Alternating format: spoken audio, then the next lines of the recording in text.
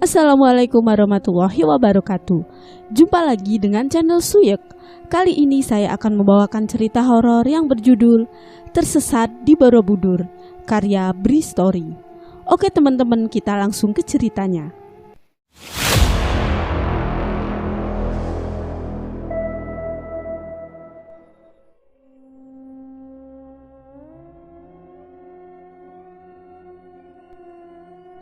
Candi Borobudur adalah salah satu bangunan bersejarah yang berada di Indonesia, merupakan satu keajaiban dunia.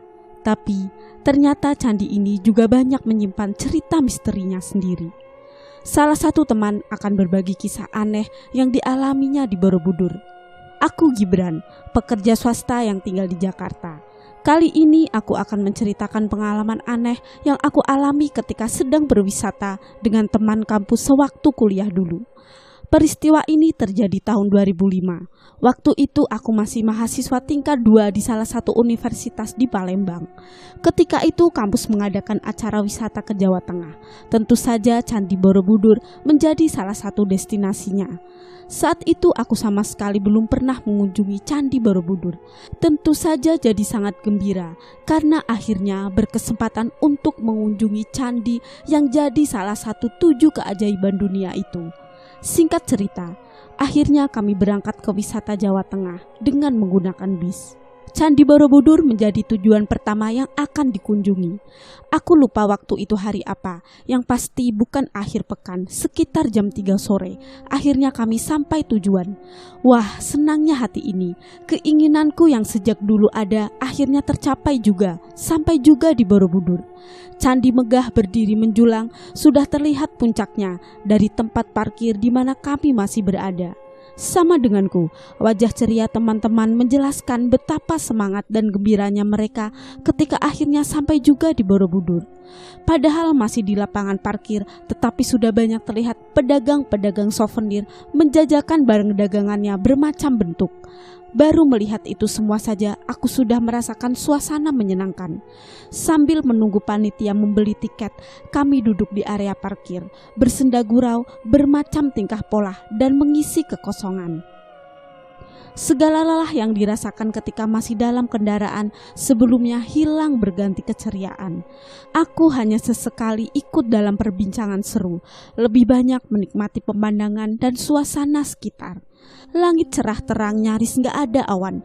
Matahari masih bersinar walau sudah gak terlalu menyengat panasnya. Semilir angin bertiup membelai tubuh serta wajah, memanjakan pikiran, menghempas resah dan lelah. Gak habis senyumku merasakan semuanya. Entah dari mana sumbernya, sayup-sayup ku dengar juga musik gamelan Jawa melantunkan irama khasnya. Lagi-lagi aku menyukainya. Kalau diperhatikan, pengunjung Candi Borobudur hari itu gak terlalu ramai. Mungkin karena bukan akhir pekan atau juga libur panjang. Hanya ada beberapa rombongan wisata lokal yang bergerombol. Terselip juga turis mancanegara di beberapa sudut. Tapi walaupun begitu, gak juga bisa dibilang sepi. Suasana tempat wisata masih sangat terasa. Di tengah asyiknya menikmati semua, perhatianku sedikit teralihkan ke beberapa orang yang terlihat dari kejauhan. Beberapa orang ini awalnya muncul satu persatu, gak bebarengan. Tapi lama-kelamaan jadi beberapa, cukup banyak jumlahnya, nyaris semuanya laki-laki. Kenapa aku tertarik memperhatikan mereka? Dari cara berpakaiannya, mereka semuanya mengenakan pakaian khas Jawa lengkap dengan belangkon di kepala. Ada yang mengenakan baju khas yang biasanya aku hanya melihat di pengantin Jawa. Tapi orang-orang yang berpakaian baju Jawa hanya sedikit, hanya beberapa saja. Dari semua yang paling banyak terlihat adalah orang-orang yang hanya bercelana pendek sebatas lutut sambil telanjang dada dan melangkah berjalan tanpa alas kaki. Mereka semuanya datang dari arah yang sama dan sepertinya berjalan menuju arah di mana Candi Borobudur berada. Seperti karnaval. Iya, aku melihatnya seperti itu. Biasanya kalau karnaval akan kelihatan dari pakaian yang dikenakan masih baru dan juga pesertanya memakai rias wajah tebal. Tapi kalau ini enggak, polos aja. Mereka seperti sedang memakai pakaian yang biasa mereka kenakan sehari-hari. Sepertinya memang seperti itulah cara berpakaiannya. Aku terus memperhatikan rombongan itu dari saat datang sampai beberapa dari mereka menghilang terhalang jarak pandang. Aku bertambah yakin kalau tujuannya memang Candi Borobudur, karena memang mereka berjalan ke arah di mana lokasi candi berada. Nah, yang paling aneh, aku melihat kalau para wisatawan dan orang-orang yang ada di sekitarnya seperti nggak menyadari kehadiran mereka. Acuh saja, biasa, padahal sangat-sangat menarik perhatian. Tapi semuanya seperti nggak peduli, seperti nggak melihat kehadiran mereka. "Gibran, ngelamun aja kau. Ayo kita masuk." Suara ajakan Melvin membuyarkan lamunanku. Benar yang Melvin bilang, kami sudah bisa masuk karena tiket sudah tersedia.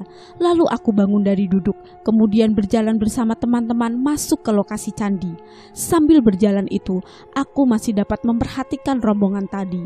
Dari kejauhan, aku melihat beberapa orang yang paling belakang, terus berjalan beriringan menuju ke candi. Pada mau ngapain sih orang itu? Gumamku dalam hati.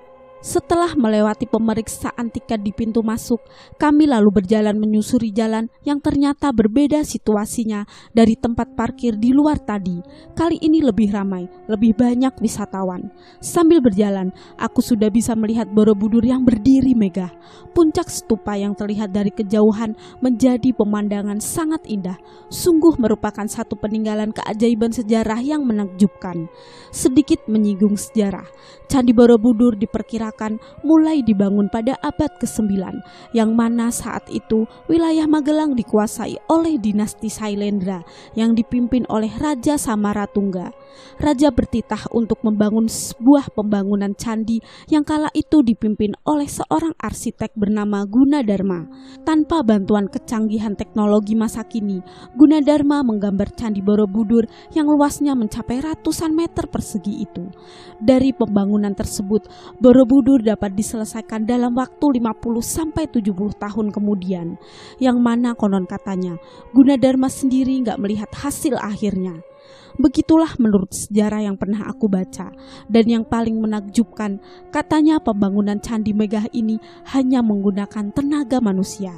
Batu-batu sebesar dan sebanyak itu diangkat dan disusun menjadi bangunan tinggi dan besar hanya menggunakan tenaga manusia. Sangat salut. Semakin dekat jarak dengan candi, aku semakin takjub. Tapi sebentar, kemana orang-orang yang menarik perhatianku tadi? Kok nggak terlihat lagi? Padahal tadi mereka menuju ke tempat yang aku tuju, berjalan lewat jalan yang aku lewati juga. Jumlah mereka banyak dengan cara berpakaian yang menarik perhatian. Jadi nggak mungkin kalau di dalam lokasi candi tiba-tiba nggak kelihatan. Menurutku nggak mungkin. Tapi ya sudah, hanya sebatas itu rasa penasaran. Selebihnya, aku menikmati suasana siang menjelang sore setibanya kami di lokasi Candi Borobudur, bercengkrama bersama teman lainnya. Langit biru cerahnya semakin pekat. Panas hari berkurang seiring bergulirnya sang surya menuju ufuk barat. Wajah ceria wisatawan menjadi pemandangan lainnya. Banyak yang sambil berfoto mengabadikan momen ini. Yang tadinya berjalan bersama, entah di bangunan tingkat berapa, akhirnya aku terpisah dari Melvin dan Kiara. Lalu berjalan sendiri mengelilingi candi sambil terus memperhatikan setiap detailnya. Mulai merasa agak lelah. Di bagian timur Borobudur aku istirahat sejenak, duduk melemaskan kaki yang mulai agak pegal. Di tempat aku duduk ini pemandangannya sungguh indah. Pemandangan lepas jauh ke depan tanpa halangan. Langitnya sudah gak seterang saat kami tiba tadi, tapi masih dapat menerangi dataran luas di sekeliling candi. Tapi pandanganku terhenti di satu bagian halaman candi yang letaknya sedikit agak ke selatan. Di sana aku melihat pemandangan yang menarik perhatian. Ada sekelompok orang yang sedang berkumpul, jumlahnya puluhan. Mereka berdiri membentuk barisan dipimpin oleh beberapa orang yang berdiri di depan. Beberapa orang yang sepertinya sebagai pemimpin yang sedang memberi pengarahan ini berpakaian baju Jawa lengkap dengan kain hitam atau belangkonnya. Sedangkan mereka yang berada di depannya yang jumlahnya jauh lebih banyak hanya bercelana pendek selutut. Ada sebagian juga mengenakan kain terlilit di pinggangnya dan tanpa mengenakan alas kaki. Iya, mereka semua adalah orang-orang yang aku lihat di luar tadi, yang berbondong-bondong masuk ke dalam lokasi candi. Aku sangat yakin itu. Pada ngapain mereka di sana ya? Aku bertanya sendiri dalam hati. Cukup lama aku memperhatikan, cukup lama aku duduk di tempatku diam sendirian. Cukup lama juga sampai akhirnya baru menyadari kalau ada yang aneh di sekitarku. Apa yang aneh? Ternyata aku gak melihat satu orang pun yang ada di dekatku. Kosong. Ada yang aneh lagi.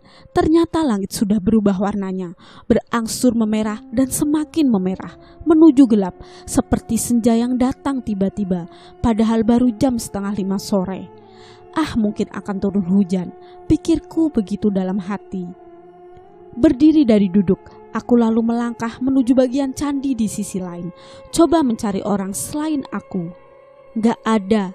Aku gak melihat siapapun, gak bertemu siapa-siapa. Sudah melihat ke atas, menengok bagian bawah, tetap gak ada orang sama sekali. Aku mulai merasa ada keanehan, mulai merasa ketakutan ketika sejauh mata memandang dari tempatku berdiri, mungkin di bangunan tingkat ke-5 Borobudur. Aku gak melihat ada orang satupun juga. Kosong. Mulai panik, aku berjalan agak cepat mengelilingi candi di tingkat 5 itu, coba untuk mencari manusia lain. Sementara langit semakin gelap, layaknya waktu mendekati malam. Gak ada orang di atas candi, di halaman, di kejauhan. Aku gak melihat ada orang sama sekali. Kecuali rombongan yang sedang berkumpul di bagian barat tadi. Sekumpulan orang yang aku lihat sejak dari tempat parkir. Kenapa mereka ada, sementara orang lain gak ada, termasuk rombongan teman-teman kampusku. Mereka semua menghilang. Lelah ditambah panik, aku berniat untuk turun dari candi lalu menuju rombongan tadi, atau pintu keluar. Tangga yang menurun panjang jadi tujuan pertama. Sesampainya di tangga, aku lalu menuruninya selangkah demi selangkah. Beberapa bagian tangga bentuknya seperti lorong kecil. Aku harus sebentar masuk ke lorong itu untuk terus turun, menuruni tingkatannya satu persatu. Tapi entah di tingkatan berapa, aku mendadak kaget keheranan, sangat ketakutan. Beberapa detik sebelumnya langit masih terang, masih sore, sama sekali belum gelap. Itu keadaan ketika aku belum masuk ke satu lorong tangga. Tapi ketika aku sudah keluar dari lorong pendek itu, tiba-tiba suasananya sudah sangat berubah. Langit sudah sangat gelap, gelap layaknya malam. Iya, tiba-tiba hari sudah berubah jadi malam. Aku lantas berhenti, heran, takut, takjub, semua perasaan itu bercampur jadi satu. Kenapa tiba-tiba menjadi malam gelap? Gak berhenti sampai di situ. Ternyata ada keanehan lain. Aku yang masih terkaget-kaget karena tiba-tiba hari menjadi malam, jadi semakin keheranan karena ternyata di candi ini sudah gak sepi lagi. Sudah banyak orang. Iya, candi tiba-tiba ramai. Gak sepi lagi seperti beberapa saat sebelumnya. Aku masih diam di tempat, di tangga, belum beranjak bergerak sedikit pun. Terus memperhatikan sekeliling yang sungguh sangat membuatku keheranan. Aku semakin gak habis pikir ketika sadar kalau ternyata walaupun ramai, tapi gak ada satu orang pun yang aku kenali.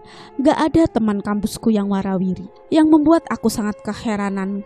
Gak hanya itu saja, ternyata semua orang-orang ini berpenampilan sangat khas. Mereka semua gak ada yang berpakaian masa kini. Mereka semua berpakaian layaknya orang-orang Jawa zaman dahulu kala.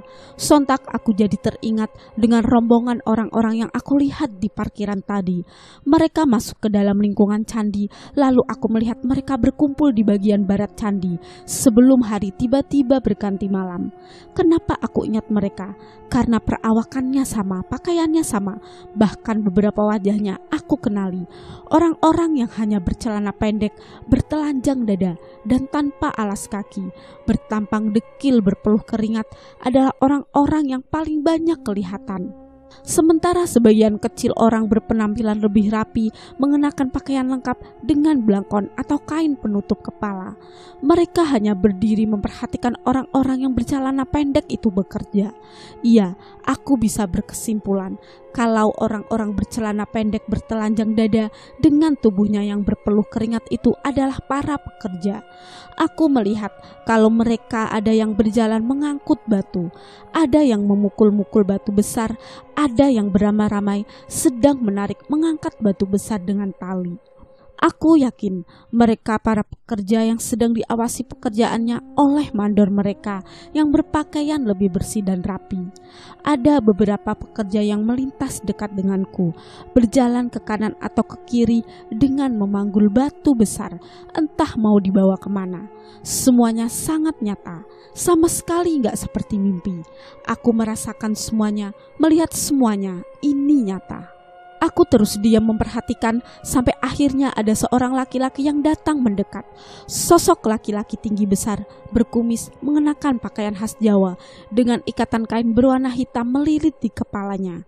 Dia datang dengan berjalan agak cepat lalu berhenti tepat di hadapan. Kemudian berbicara dengan bahasa Jawa yang sama sekali aku gak mengerti. Satu kata pun aku gak paham apa yang dia bicarakan. Tapi aku yakin kalau dia bicara menggunakan bahasa Jawa dengan logat kental yang khas. Laki-laki itu terus saja bicara, wajahnya menatapku tajam sambil sesekali tangannya menunjuk-nunjuk ke bawah, menunjuk ke tangga bagian bawah. Oh baiklah, aku mengerti. Sepertinya dia menyuruhku untuk turun menuruni tangga, turun dari atas candi. Aku berpikir seperti itu. Aku mengangguk lalu menuruti perintahnya untuk turun menuruni tangga. Satu persatu anak tangga aku turuni dalam perjalanan menuju ke bawah sambil terus memperhatikan sekitar, menyaksikan kesibukan para pekerja yang sedang melakukan pekerjaannya masing-masing. Sebenarnya apa sih yang sedang mereka kerjakan? Nanti ketika aku sudah sampai di bawah, di halaman candi, aku akan mengerti semuanya. Gak ada rasa takut, gak ada rasa was-was. Aku hanya merasa aneh dan takjub dengan semua pemandangan. Dan akhirnya ketika aku sudah sampai di bawah, ketika kaki sudah menginjak rerumputan di lahan sekitar candi, aku akhirnya bisa melihat semuanya. Berdiri di atas rerumputan yang letaknya di bawah beberapa belas meter dari dinding candi terluar, aku akhirnya bisa melihat dengan jelas. Ternyata aku sedang menyaksikan proses pembangunan Candi Borobudur. Yang aku lihat, Borobudur baru hanya setengahnya saja berdiri, hanya bagian bawah sampai tengahnya, sedangkan bagian atas belum rampung. Itulah mengapa aku melihat banyak pekerja yang mengangkat batu-batu dengan berbagai ukuran, membawanya ke atas untuk diletakkan lalu disusun membentuk bangunan. Aku takjub memandang semuanya. Orang-orang itu bekerja pada malam gelap hanya dibantu penerangan dari cahaya api yang menyala dari benda yang bentuknya seperti obor dengan berbagai macam ukuran. Mereka terus bekerja tanpa kenal lelah dengan kegiatannya masing-masing, yaitu tadi ada yang mengangkat batu, ada yang memecahkan batu, ada yang beramai-ramai menarik batu besar dengan tali. Semuanya sibuk. Semua kejadian yang aku alami ini hanya sebentar, sepertinya hanya 30 menit lamanya. Sampai aku tersadar kalau ini bukan tempatku, tersadar kalau sedang tersesat di Borobudur. Aku harus mencari jalan supaya bisa keluar dari sini. Perlahan aku memperhatikan sekitar. Ternyata semuanya gelap. Keramaian hanya ada di sekitar pembangunan candi ini saja. Aku jadi bingung mau kemana harus melangkah. Tapi sebentar, sambil berusaha menajamkan penglihatan di dalam gelap, aku akhirnya melihat ada jalan setapak. Jalan setapak yang gak jauh di ujungnya ada gerobak kayu sedang bergerak menjauh. Aku melihat ada gerobak kayu di kejauhan. Ya sudah, aku memutuskan untuk mengikuti gerobak kayu tersebut. Dia pasti menuju ke suatu tempat. Terus menyusuri jalan setapak dalam gelap, lama-kelamaan aku semakin kesulitan untuk melihat. Mata terhalang pekatnya malam yang sama sekali gak ada penerangan. Sial, lambat laun aku kehilangan gerobak yang aku ikuti tadi. Sampai akhirnya gerobak kayu itu hilang sama sekali dari pandangan, meninggalkan aku sendirian di dalam gelap, berjalan entah kemana, gak tentu arah. Di sini aku kembali merasakan panik, gak tahu harus melangkah kemana. Seiring bergulirnya waktu, semakin lama aku semakin capek, lelah, kaki makin berat untuk dibawa melangkah. Badanku lemas, semakin lemas. Lalu semuanya menjadi gelap, sangat gelap. Aku tak sadarkan diri. Udah sadar mas, udah sadar. Gibran, Bran, bangun kau. Aku mendengar suara-suara itu ketika baru saja bangun siuman, pelan-pelan membuka mata. Akhirnya tersadar kalau ternyata aku sedang terbaring di atas kursi panjang di satu ruangan besar, entah ruangan apa. Kalau kamu sudah bisa duduk, duduklah Bran. Minum air ini dulu. Melvin lah yang pertama kali aku lihat, lalu Dendi, lalu satu orang dosenku, lalu ada beberapa orang lain yang gak aku kenal. Jadi aku terbangun di salah satu ruangan yang ada di sekitar Candi Borobudur. Mereka semua yang berada di ruangan ketika aku bangun ternyata baru saja menemukan aku. Menemukan aku, iya. Menurut mereka, ternyata aku hilang sejak maghrib tadi. Aku gak ditemukan di mana-mana, hilang aja tanpa jejak. Lalu dilakukanlah pencarian, tapi setelah berjam-jam ternyata nihil. Aku gak juga ditemukan. Padahal pencarian sudah dilakukan ke segala sudut lingkungan candi. Tapi syukurlah, aku akhirnya ditemukan juga pada jam 12:30 malam oleh salah satu penjaga candi. Ketika ditemukan, aku sedang gak sadarkan diri di bawah salah satu pohon besar di sisi barat Candi Borobudur. Selama lebih dari 6 jam aku menghilang tanpa jejak. Padahal aku sangat yakin kalau hanya setengah jam saja tersesat. Melihat pembangunan candi hanya sebentar saja. Selesai. Oke teman-teman, sekian cerita dari saya. Wassalamualaikum warahmatullahi wabarakatuh. See you next time. Bye.